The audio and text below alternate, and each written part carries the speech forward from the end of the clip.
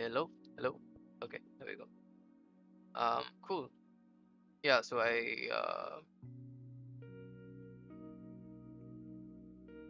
had a couple of things that I had to do today, so um, I had to delay starting this. So today is mostly focused on um, sorry. Today is mostly focused on um, doing replay reviews and coaching sessions for people that have requested it. So I have two that I immediately want to address right away. And then I need to figure out which ones I need to do for the later part of the day. Just a sec.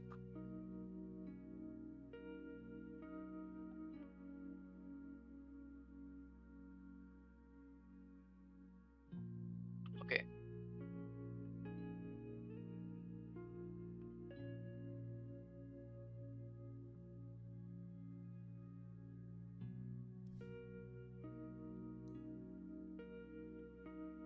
Let me look up the match ID for the first one.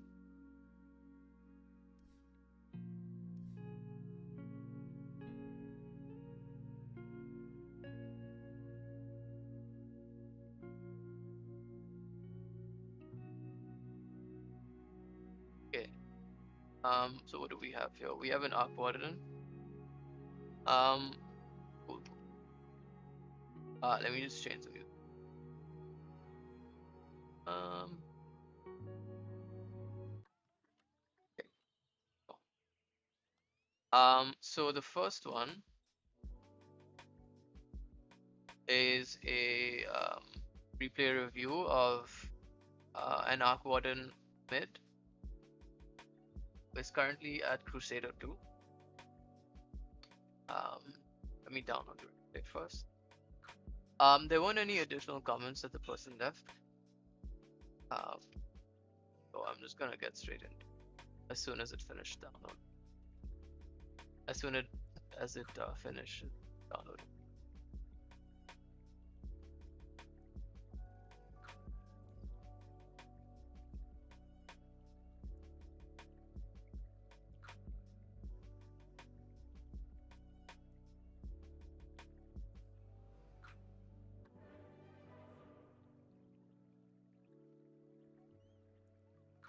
So I've done an arc warden replay review before.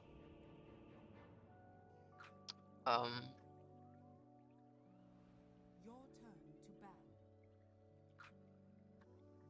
so it could be, I mean, it could be similar in terms of inputs. Like I don't see how different my suggestions would be in this specific scenario. Yes, my cat. Stella.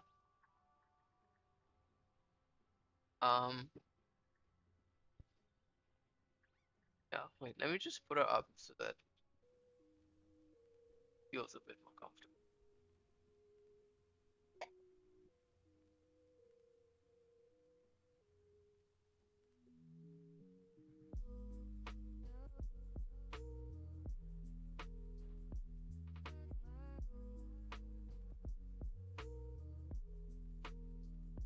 Okay, now that that's out of the way, I can actually get into the picture.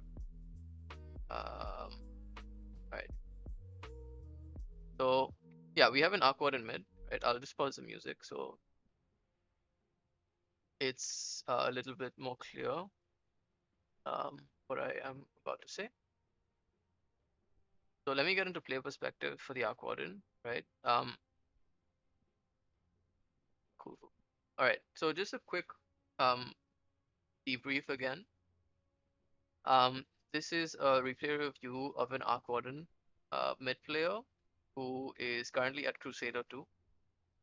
I don't remember having any further inputs from the person that requested this replay review. So I'm just gonna get straight into it. I have done a replay review of an arc warden mid player previously. I believe around the same MMR as well. Like I believe the one that I did earlier was between Crusader to Archon. So I think in terms of inputs, I don't expect much of a difference in terms of like what I would recommend person. But yeah, we'll see. So in terms of art, like starting items, pretty standard stuff, right? There was agility, a circlet, fairy fire, iron branch, um, two tango shed, and also what that you could put in the mid lane as well. Okay, so you decide to put it over there, right? I have a feeling that they may have seen you when you place that. I know your intention was to place it without them seeing you, so let me just quickly take a look at what their vision is. Okay, so they shouldn't be able to see that. Perfect, perfect. Cool, good. Go back into player perspective. Go. Okay. Skip to the laning phase. 30 seconds to battle.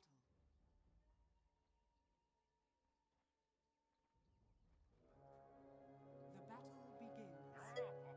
Um, yeah, in terms of blocking creeps, I think you've done a good job. Um, it seems like you're doing what most like mid players when they block creeps. And you essentially what you do is you try to um keep the player perspective on the hero itself, so that the camera doesn't like move around too much. So it becomes much easier for you to block your creeps. Yeah, an awkward player. Hey Sam. Okay,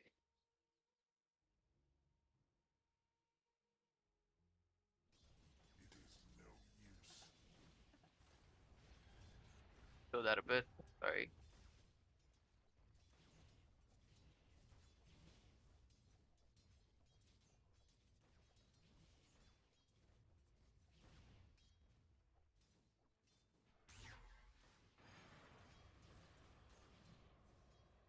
I'm not necessarily sure why you would use that spell. Um, because it's supposed to do damage. Um,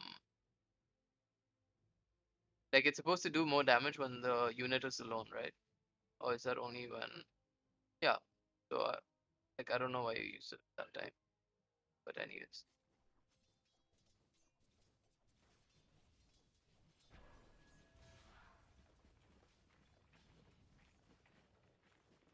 Okay.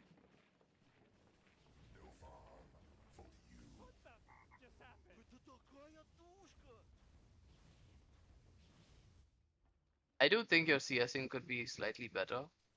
You did miss like a decent amount of creeps already. Okay. So you ship yourself a salve and a mango. Okay.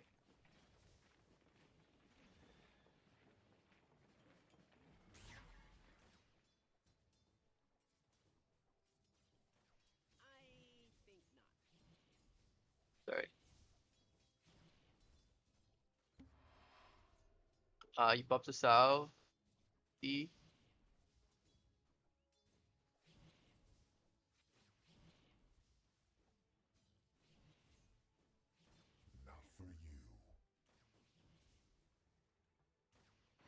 I am surprised though that like I haven't seen you use your spark rate to secure creeps, especially the ranged ones. I do think it would be a lot more valuable for you to try and like spam that out to secure your range creeps because it's really important, like in terms of XP and gold.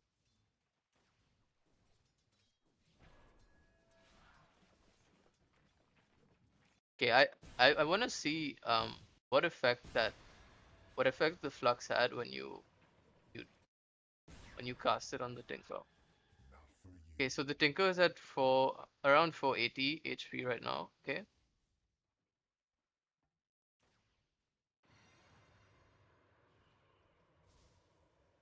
480 all the way to 438.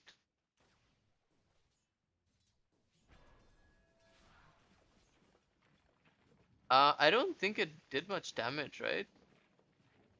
430 to 4, sorry, 480 to 438. So that's approximately 40 damage. Um, and ideally it's supposed to do, so on this level, right? On the second level, it's supposed to do 30 damage over 6 seconds. Sorry, 30 damage per second over 6 seconds. So that's like 180 damage approximately, right? But I think the reason you're not getting the most out of it is because there is enemy units like in a very close radius, right? Like the radius, the ally search radius is 225. So ideally, like if you want to get the best out of like casting that spell, like you want to cast it on the heroes alone, right? I'm sure you know this already, but I don't see like why you choose to cast it in any ways. Like you're much better off like trying to either use your spark wraith, I believe. Um,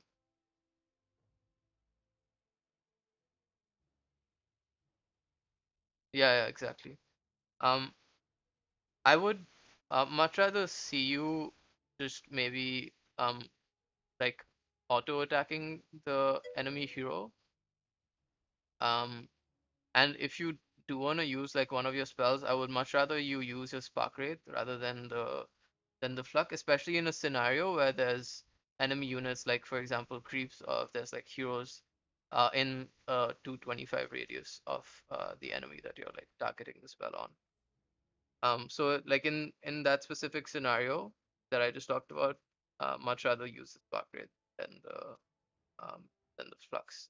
Because at least like if you don't get off the damage on the hero, worst case is that eventually like it'll hit a creep or something, right?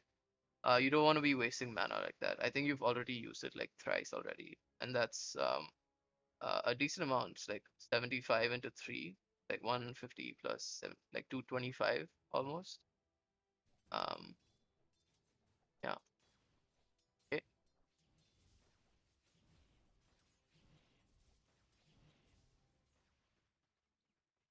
Okay, I'm gonna skip forward.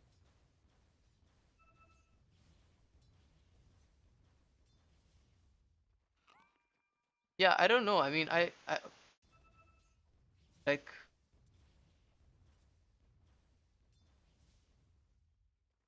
okay. No, it's fine. So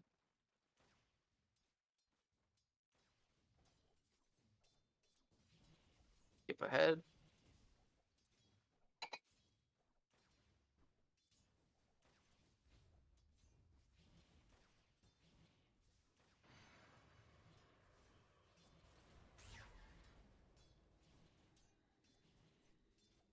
I mean, you're doing it again, right? Happy Independence Day, Sam.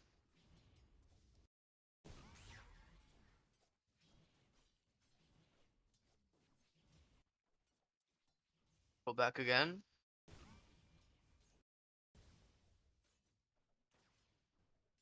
Okay.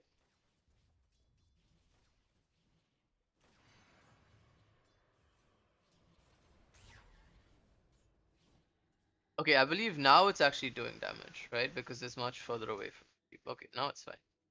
Cool. Much better. I think yeah, I think what you did there is good, right? Like when there's just one creep that's left. It makes a lot more sense for you to do that to kind of like like zone the hero out a little bit. Um, and in this case, like since the Tinker didn't really have mana to try to fight you back, it worked in your favor. Um, but I'm guessing it doesn't work all the time, right? If the enemy knows like what the limitations of the of Arc Water now.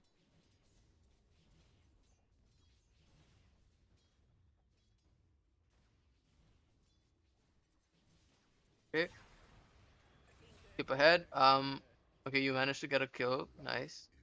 And then you queue up a Midas and boots, right?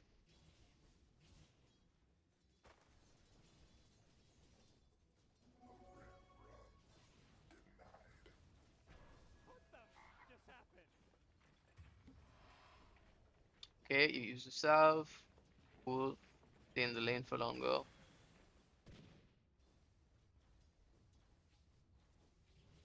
Seems like the Tinker would have probably gotten your your bounty over there. That's okay.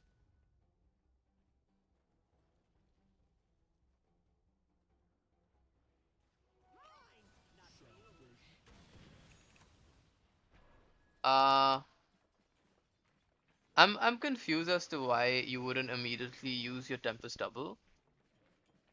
Just because there's no like mana cost that comes with it, right? Um, so ideally, like you want to be spamming Tempest Double, like as in when it's off cooldown. Um, so I like in this specific case, as soon as you hit level 6 and you leveled up your Tempest Double, like you want to use the ability and maybe try to like use it on like um the neutral camps that are right next to you, either like this one or this one, or even this one, right? This one is a small camp, so it's much easier for you um to kill the camp quickly. You also can use not only the spark wraith on your Tempest Double, but also like you could use it on your main hero, right? You are full on mana as well. So I don't see like why you need to wait to actually, because right now like there's not much you can do on the map, right? I don't think like it's possible for you to go to any lane right now and try to like kill the enemy heroes. So if I were you, I would just use the Tempest Double and try to like get some neutral camps, preferably this one because it's much easier to kill.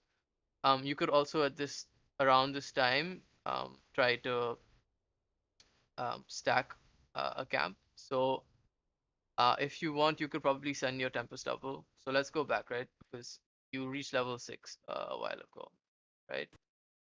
Back. So right now it's like 5:38. I'm assuming like you reached level 6 like a long time ago. So the moment it starts going to like 5 minute, like the 5 minute 55-second mark, like you could send out your Tempest Double. A little earlier than that, obviously. Like I would suggest sending it around 5:50 to make sure that it reaches like these camps on time. And then essentially like you wanna stack these camps, right? I guess around 5 minute 54 seconds for this, and then like 5 minute 55, like 56 for um not entirely sure like what the timings are, but like you can experiment and see um what works. But a small like efficiency play that you could have made there, right? Instead of just like staying in the mid lane, while the enemy tinker is essentially just like spamming out waves and is able to um get experience and gold. And yes, like you did manage to kill the tinker, but the way you kind of get ahead or like get ahead faster is by making like these tiny like small like efficient plays, I would say.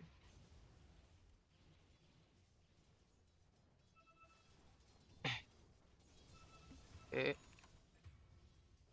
you strip another salve.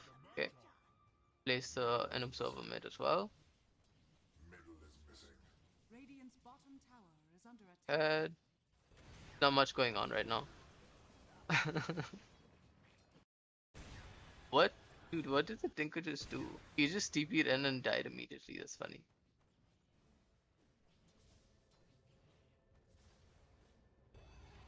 Oh my god, he is so stupid, man. He is so. I don't think this Tinker knows how Arc Warden works. Like,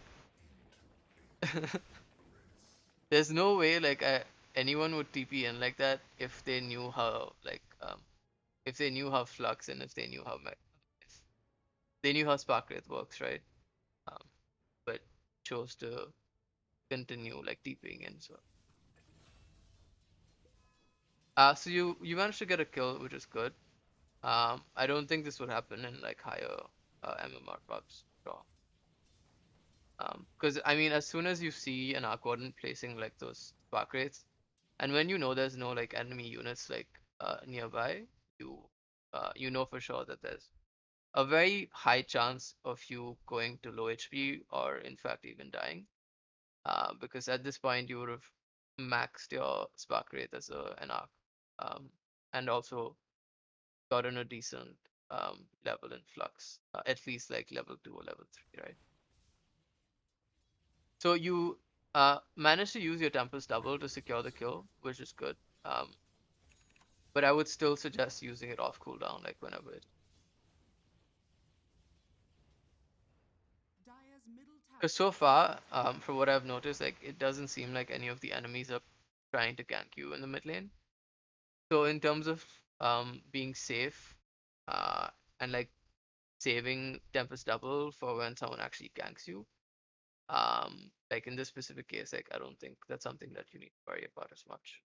Um, and given that you have one observer in the mid lane as well, like you will be able to see movements that come from like this side of the map. And obviously by looking at the mini map as well, like you can tell when heroes are missing. Um, yeah. Okay, skip ahead.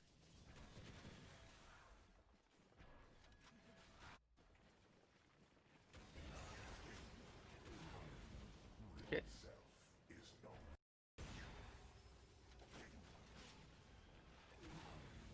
good kill. Dire's top tower is under attack. Dire are scanning. Um, Dire are scanning. that's unfortunate. I mean, technically you did have time to react to that because you did see him on the mini map like as soon Are as scanning. he popped up over here. But maybe you were too focused on like trying to get these creeps, right? Um, but at the same time, right? That's the thing. Like, yes, you did manage to kill off the Pudge, but at the same time, like, there's still a Tinker in the lane who could very easily like kill you with his abilities, right? He still has, I believe he uses his missile for um the Tempest double and you, but you don't end up dying to that, obviously. But he still has laser available, and at the same time, like, yes, Pudge is dead, and Anti-Mage is most probably in the top lane or maybe like farming the jungle. There's still a Rubik that's missing. Um, and you kind of have to like assume that the worst is gonna happen, right? Like you kind of have to be on your toes all the time while playing Dota. Whether you're on the mid lane, like whichever lane you are in. Um, so like you need to assume that someone else is going to try and come gank you to like secure that kill. Um, Dire's top tower and is B, under especially attack. like when you immediately like see the person on the minimap, like you need to try to like react to that a lot quicker. Dire are scanning. Maybe like um maybe you didn't like pay attention um quickly enough, but that's something that you can work on. Radiant's middle tower is under attack. I look nothing like I sound. What were you picturing?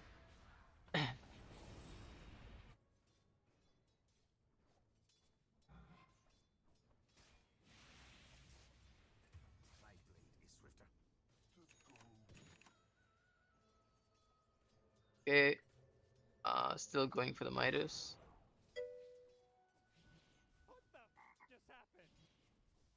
I see.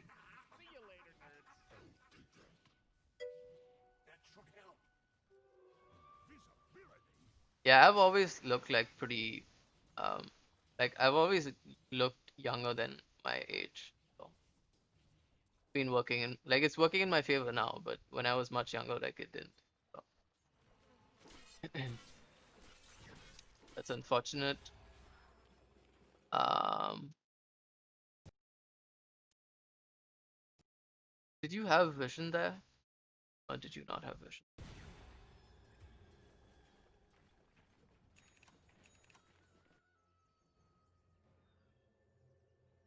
Ah, okay, okay. I see what happened. So the invis rune was in the top lane, basically, right? Yeah.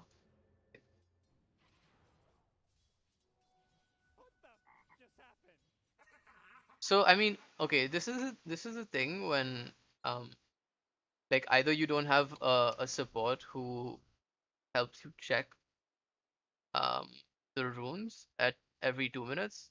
Ideally, like you want the wards to be doing that, right? But at the 10-minute mark, you can kind of assume that like since you have vision of the bottom power rune, like you can assume that the power rune is at top, right? And it could be anything. It could be double damage. It could be invis. It could be um, illusion.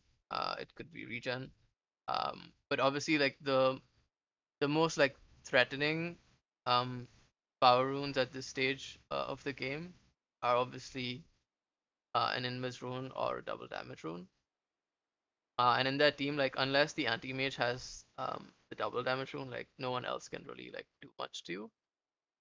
But you kind of have to assume that like the worst is gonna happen, right? Like you kind of have to assume that they'll get the best power runes they possibly can. And in this case, like what better rune to have than Invis for a patch, right? Um, but either way, like I do think that this could have been easily avoided. Let's just go into your player perspective to see what you've seen.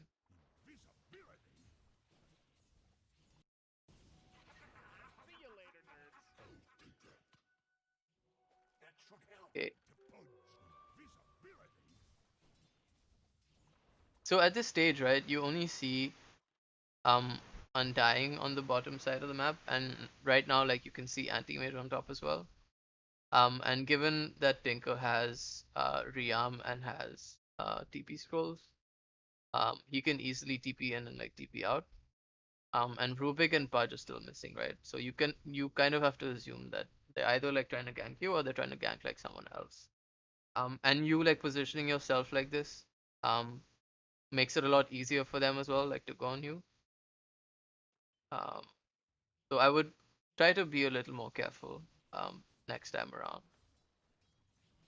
Like I don't think there's any like need for you to be up in the mid lane like this, especially right now. You are like the highest in terms of like last hits right now, so you could potentially still like continue to jungle in this area, and that doesn't mean that you have a higher chance of not getting picked off. Um, but it just means it's a lot easier for your allies to react to any sort of gank that happens. Um, and you're also like closer to your tower when something like that. And like you'll automatically like have more time to react and stuff as well. In this case, right? Because you do have an observer out here, right? You can see the tinker that's coming up. So let's assume, right? Let's assume that you weren't actually farming in this area, and you were instead like farming these neutral camps. So what would have happened there is obviously the Pudge would like not see you in the mid lane and assume that you're either like farming these camps here or like farming the camps over here. And what he would do is he would basically come up over here, right? It's like let's assume that you were here, so he'd come here and try to use his dismember and meat hook and like. But I still don't think it's enough to like kill you off, right? You still need either Tinker or Rubik to come and like help like finish off that kill. But the moment you see Tinker start positioning himself above your hill, right? Like the moment he moves uphill to here or like even here for that matter, right? You can immediately kind of figure out that either there's a ward here or there's in this case a pudge that's invis and giving them vision of where you are exactly. Because other like there's no reason for anyone to like come up the enemy's high ground and play like um, as aggressively as like they would be doing right now.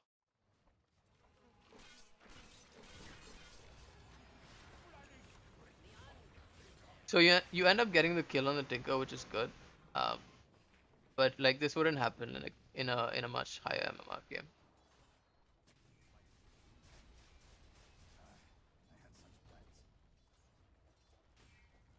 Okay, you finish up your Midas. Cool.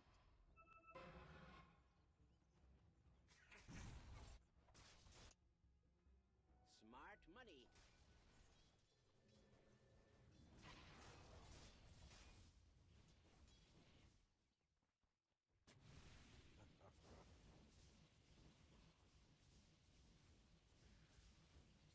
Yo, dude, like you have to. I especially like when you hit your Midas timing. sorry, not hit your Midas Tank, but like especially like when you get your Hand of Midas, you need to make sure that you use your Tempest Double because you're like um you have to like try to optimize your farm and like try to optimize like the amount of like net worth you have, right? You just have to be like a lot more efficient with that, and that's how you like get ahead of like the enemy heroes. Like especially the enemy core heroes, right? Like that's how you scale up a lot faster. And like there's only certain heroes in the game that can abuse this this ability, and like one of those heroes is Arc Warden. And basically like whenever Tempest Double is off cooldown and whenever the Hand of Midas is available, either way, like even without the Hand of Midas, right? Like you need to be spamming Tempest Double because it just like helps you farm like way faster. Um, so I'm surprised that you like didn't do it Radiant's middle in tower this is case. under attack.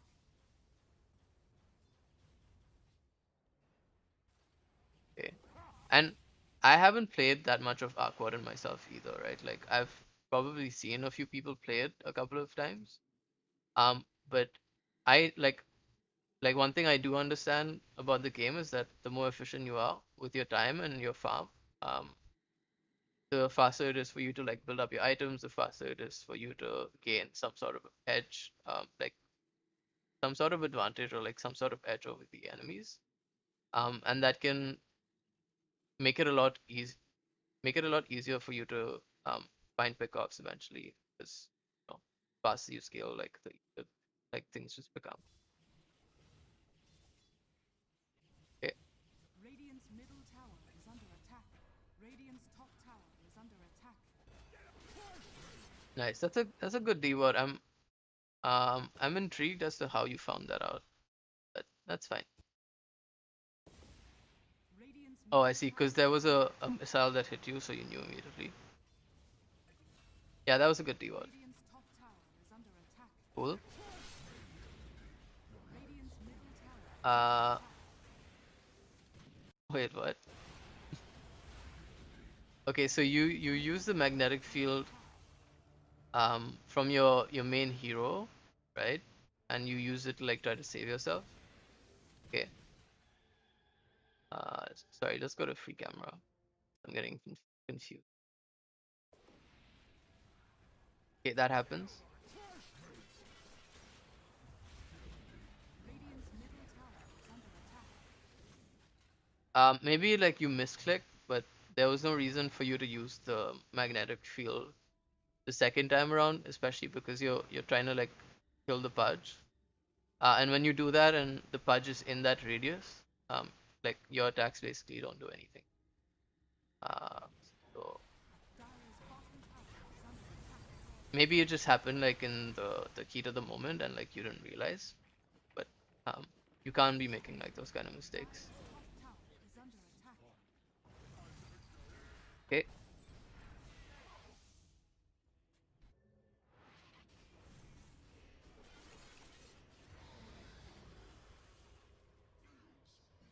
your ally dies. Try to find pickoffs. Uh, Dire's top okay. tower is under attack. Dire's structures are fortified. Radiant structures are fortified. Dire's top tower. Dire's top tower has fallen.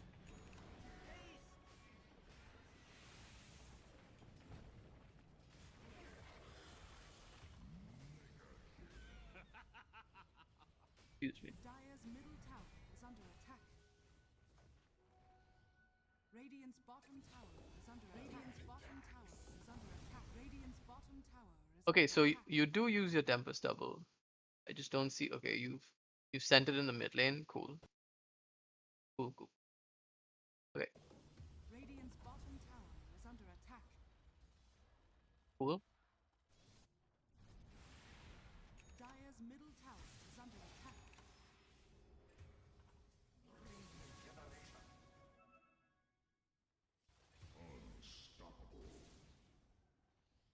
Dire's middle bottom tower is under attack. So I'm seeing that you're not really participating in any of the fights that are happening outside of your lane. Which I think at this stage in the game is kind of like the only times I've seen you react to fights is when either they've like tried to gank you in the mid lane or they've like disturbed you like while you were farming these jungle camps. And this specific scenario, this specific situation where your allies are getting gone on, it's probably the perfect time for you to kind of go in and try to, if not save them, at least get some sort of trade, right? Like your DK would most probably end up dying either way, but at least like you would be able to get a pick off on either the Rubik or the Undying. But instead you're kind of like stuck in the mid lane, just continuing to farm. Dire's middle Radiant's bottom tower. Radiant's bottom tower has fallen.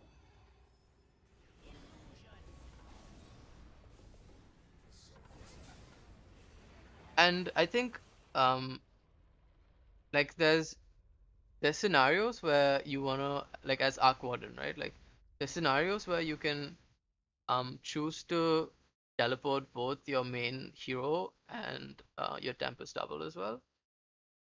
And those are situations where you feel like okay, you need to have like as much impact as you possibly can, right? And so the only way to do that is by sending both um, the Tempest double and your main hero.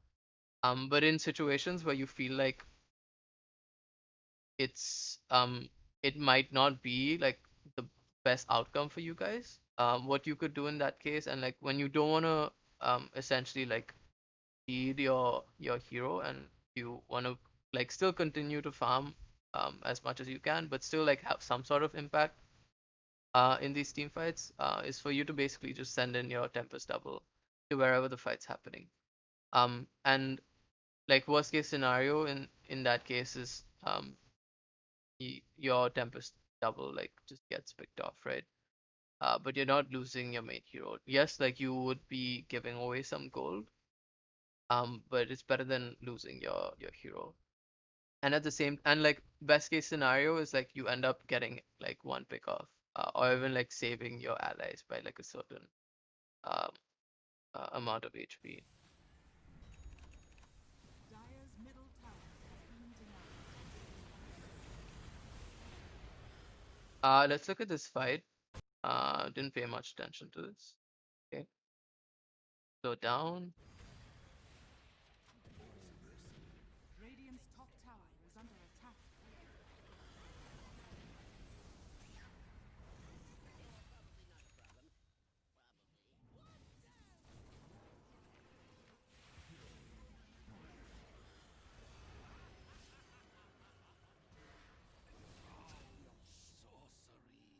I do think it's taking you a lot longer to cast your spells. I think, and maybe this comes with practice as well, right? Like, you definitely need to put off as many of your spells as you possibly can. Especially the Spark Wraith and especially like spamming it with your Tempest double as well. I think as soon as you know that you're gonna be in a fight in the next like 5 to 10 seconds, you immediately like you because like the longer you wait, um, the more there is room for the enemies to like react to uh those moves that you make, right?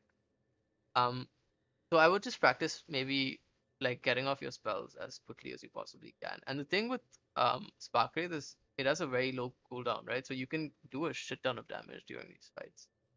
Um, so yeah, just like practice spamming Spark Wraith, and also like like microing the Tempest double and like using the Spark Wraith as well. And it's really simple, right? Like you can choose to use like control units where you I don't know, let's say you do control one for your main hero and then you do control two for the Tempest double. And control three can be for both your main hero and the Tempest double. And in that case, like here, like when you are in a fight, the only thing you need to do is press three, use your Spark Wraith on the main hero, and then like press tab and then use it on the Tempest double. And then just like 2 to 3 seconds later, like repeat the same thing again and again. Um, and it's very easy to just find pickoffs like that. Like I do think the patch would have died much faster, and probably even the Rubik if um if you're a little faster with your fingers. Okay, I'm gonna skip ahead. Radiant's middle tower is under attack. Radiant's top So tower you is send in under your Tempest Double bottom, Radiant's middle tower you has stay fallen. at top, Radiant's continue top to tower farm. is under attack. There's a fight that breaks out in the bottom lane.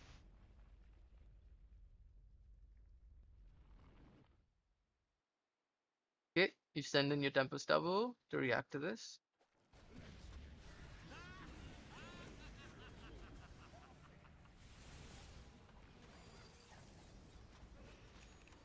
Um,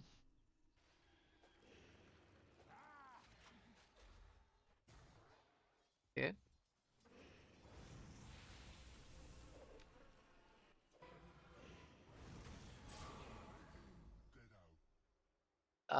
Yeah, I think reacting to this is a bit tricky because there are like all five of their enemy heroes in the bottom lane. So like this is a situation where you basically like send in your Tempest Double, right? I think that makes sense.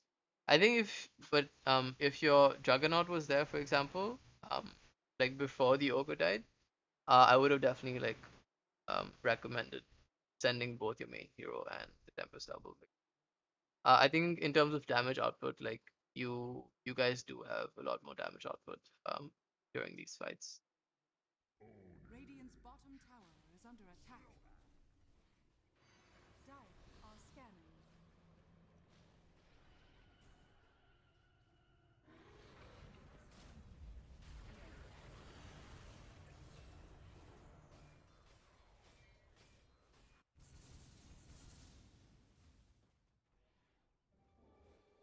Okay, you've finished your Boots of Travel and Mjolnir. Cool.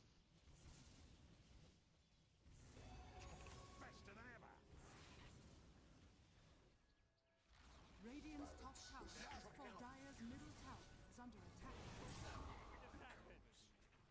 You end up getting picked off, unfortunately. Um, could you have done something differently there? Let me check. Dire's middle tower is under attack.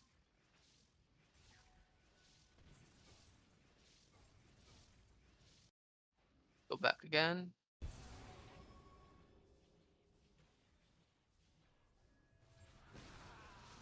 Radiant's top tower is under Okay, so at this point, right? It's the 25-minute mark, which means that the bounty spawn. Right?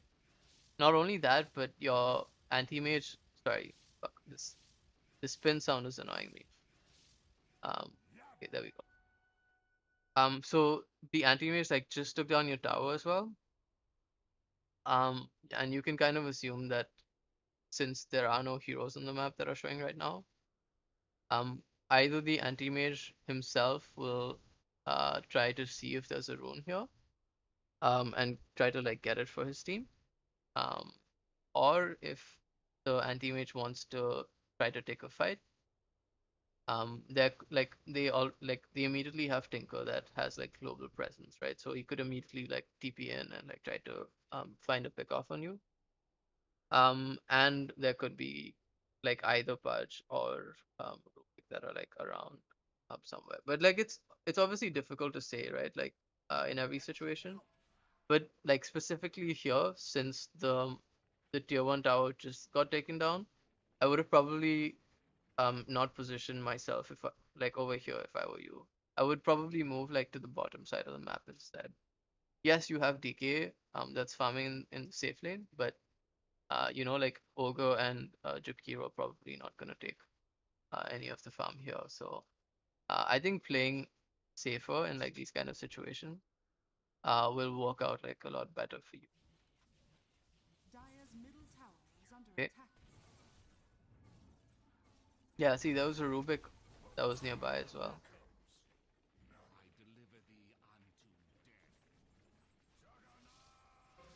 Fuck, I'm so sleepy today, man.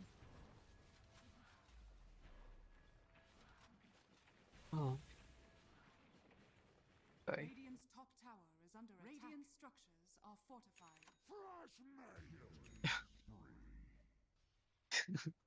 Your Juggernaut keeps getting picked off. Okay.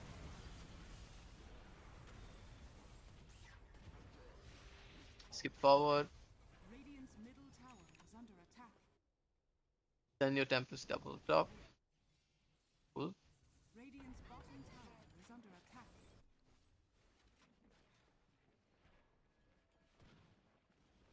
Radiant's bottom tower has fallen. Radiant's middle tower is under attack.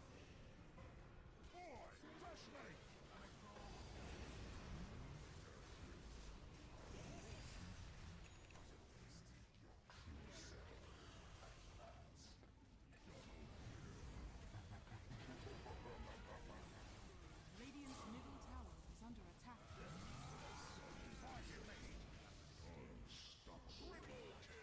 Is there anything you could have done differently there? Have a look.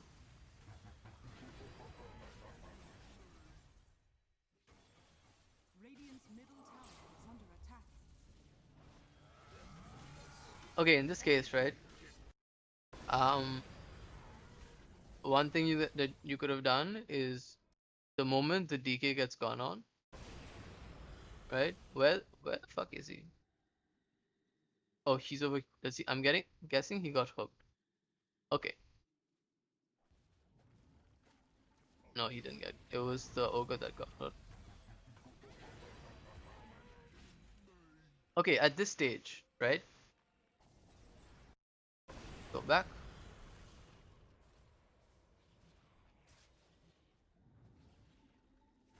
I see. Okay, so you managed to get a kill on the Rubik with your Tempest double, and I'm guessing you were microing it, which is why you're not using your main hero.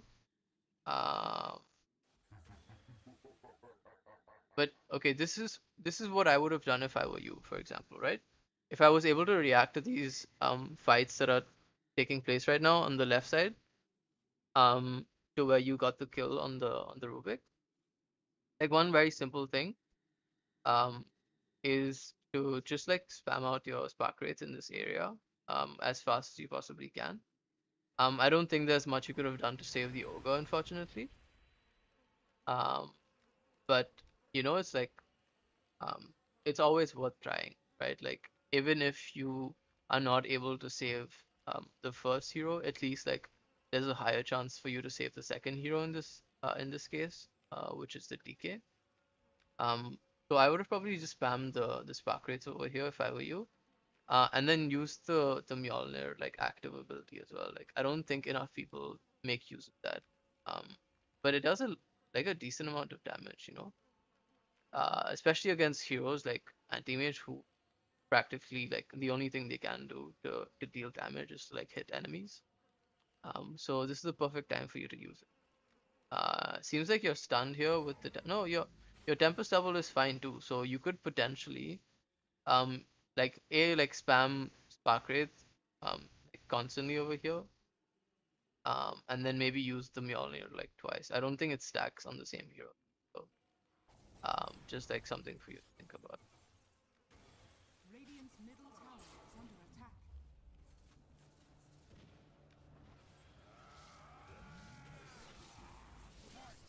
Okay.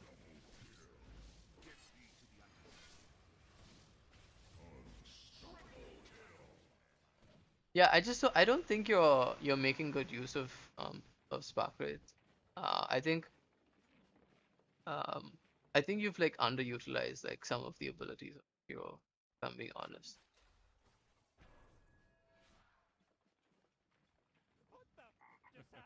Like now, for example, right? Yes, like your team has died, like most of the team has died, except for you. But because you have Tempest double available right now, like this is the perfect time for you to be split pushing, right? And I think in this scenario, like the best lane to split push is probably the top lane, right? Because you can kind of assume that there might still be like the anti-mage like in this area, and you can clearly kind of see here that the Pudge is over here as well. So if you want to make sure that um your push or your farm goes uncontested, you want to ideally like TP into the top lane with your Tempest Double. Okay, skip ahead. Radiant's top tower is under attack.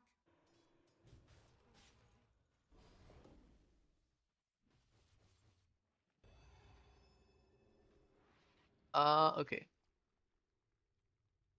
I see. So all three cores, like the safe lane who's playing Jug, the DK who's playing off lane, and the Aquadan who's playing mid, are all going for physical damage per second, right? Um, and in a game like this, and most games for that matter, like you don't want the same type of like item build as your other two cores. Like you want to try to like balance it out with with utility, with damage, like A, physical damage, and B, like magical damage, right? Like if you don't have enough magical damage on your team, like ideally like someone um who's either playing position 4, 5, or 3, or like one, um sorry, not one, two, should try to go for like a damage output kill. In this case, like I don't necessarily think going for more physical like damage is the best way to tackle the enemy lineup. I do think like having some form of disable would be nice. Um, but yeah, let's see like how the game like pans out. Radiant's top tower is under attack.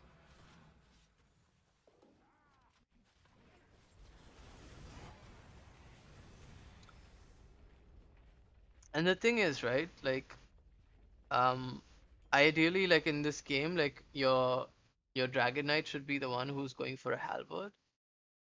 Um, Potentially a pipe as well, because not only is there a lot of like physical damage that comes out from the anti-mage, but he but they also have a very like strong like magic lineup, right? Like that do a shit ton of magic damage.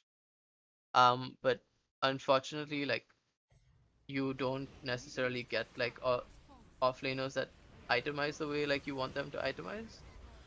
So you have to kind of be like flexible in that way and try to build your items around your existing team items, your existing team's items, and see like or like try to figure out like what they plan on buying next as well.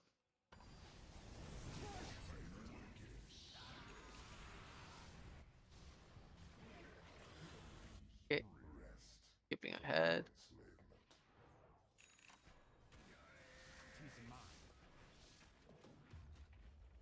So over here, right? Over here, because you do have the Rubik who's dead and the Undying that's dead as well. Um, I'm not sure why you didn't feel comfortable enough to like. Sorry, let's skip that. The Blade Fury sound. I'm not sure why you didn't feel comfortable enough to either like TP to the creeps over here, or even like TP to the creeps all the way at the far end of the safe lane, right? Like in the corner of the map over there. To try to like farm the creep wave and then like move your way around the jungle like this and like get a lot more farm. I think especially like with just like three heroes on the map right now, I don't think there's a lot of kill threat. Yes, the Tinker can react quickly, but um like the last time you saw the anti-mage, you did manage to get him down to pretty like low HP. So I don't think it's necessary for you to be playing as safe as you're doing right now, right? And the other issue with you being top over here, and like trying to farm this creep wave with the Juggernaut is that you're splitting you're splitting experience between the two of you, and you're both like core players, right? And you don't necessarily want to do that. Not only are you splitting the experience, but the farm as well. Um, where instead like you could be all the way here and potentially like by the time you finish like clearing up all of the creeps, including the enemy creeps and like the neutral camps like over here, like you could probably reach level 22 as well, like in the next like minute, a minute and a half.